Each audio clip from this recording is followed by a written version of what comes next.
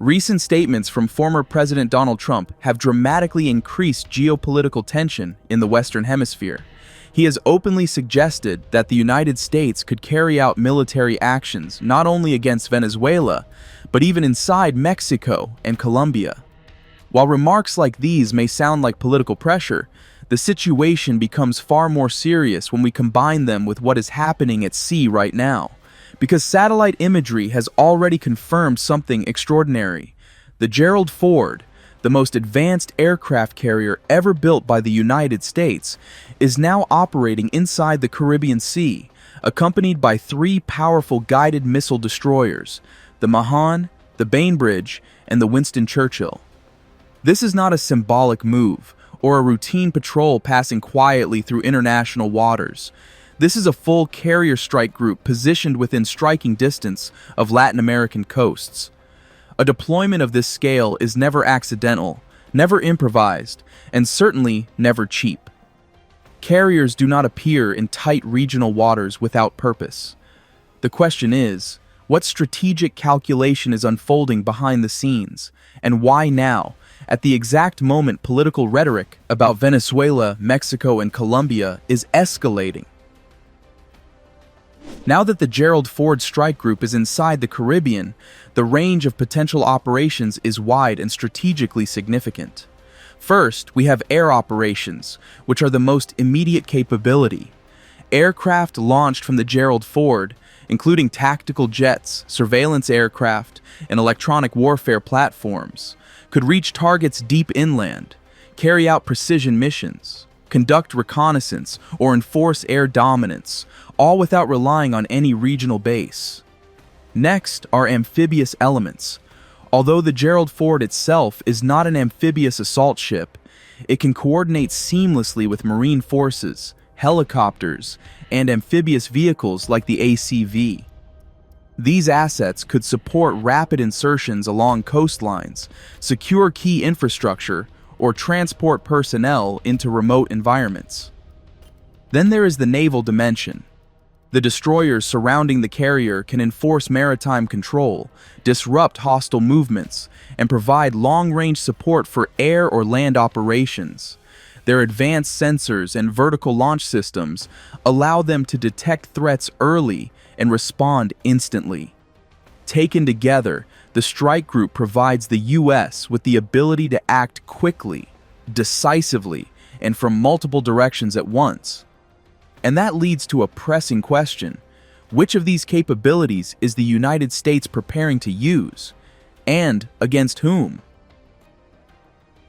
Adding a layer of mystery to the situation is the presence of the MV Ocean Trader.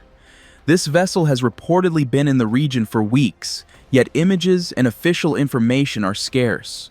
What is known is that the Ocean Trader plays a crucial role in supporting special operations forces, including Navy SEAL teams, and is used specifically for missions requiring stealth and rapid deployment. Its presence suggests that preparations may extend beyond traditional military force. Special operations could be carried out quietly, long before any large-scale action becomes visible. This means that while the carrier strike group acts as the visible show of strength, the Ocean Trader may already be laying the groundwork for covert missions. If special operations are in place, what does that imply about the level of readiness? And how much is already happening behind the scenes, away from cameras and satellite eyes? To understand what this deployment means, we have to look at the capabilities of the Gerald Ford itself. This is the lead ship of a next-generation carrier class, powered by 2 nuclear reactors that enable it to operate for decades without refueling. It supports more than 4,000 personnel: engineers, pilots, intelligence teams, technicians, medical staff, and command officers. Its electromagnetic aircraft launch system allows for faster, quieter, and more consistent aircraft launches, dramatically increasing the tempo of operations. Its flight deck hosts dozens of aircraft capable of long-range missions, night operations, and rapid response scenarios. Operating a ship like this, especially with a full escort group, costs millions per day. The US does not burn money at this scale unless it wants absolute readiness. This tells us that Washington is positioning itself for any possible contingency, whether political, diplomatic, or military. Escorting the Gerald Ford are 3 Arleigh Burke-class destroyers, the Mahan, the Bainbridge, and the Winston Churchill. These ships might look compact next to a supercarrier, but each one is a serious powerhouse. They're equipped with the Aegis combat system, advanced radar, and a wide suite of defensive and offensive capabilities. But the key detail, the one that really changes the equation, is that all 3 are capable of launching Tomahawk cruise missiles.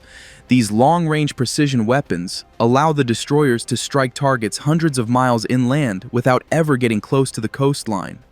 The presence of multiple Tomahawk-capable ships in the same group dramatically expands the strike options available to U.S. commanders. Their combination of speed, versatility, and long-range firepower makes them essential elements of any large-scale operation. They can defend the carrier, project power far beyond the horizon, and support air operations, all while maintaining constant surveillance of the surrounding waters.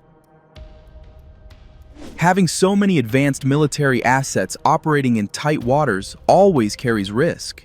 A misinterpreted radar contact, a naval encounter gone wrong, or a sudden political decision could trigger an escalation far beyond what anyone intends. There are also longer-term consequences. A move of this scale could shift alliances, provoke reactions from global powers, and reshape the balance of influence in the entire hemisphere. This is no longer just a regional issue. It's a strategic moment with global implications.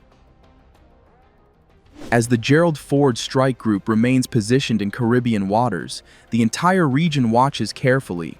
The presence of such overwhelming force creates pressure, uncertainty, and the possibility of rapid change. So the essential question becomes, is this deployment merely a warning, or is it the opening stage of something far more significant? For now, the Caribbean is calm, but beneath that calm lies one of the most tense military buildups the region has seen in years. And with that, we wrap up today's deep dive. If you made it all the way to the end, thank you, truly, for spending this time with me. These situations are complex, they move fast, and they matter more than most people realize. If you found this breakdown useful, don't forget to leave a like, subscribe, and share your thoughts in the comments. What do you think is really happening behind all this movement in the Caribbean? I'll be reading your opinions. Thanks for watching, stay informed, and I'll see you in the next one.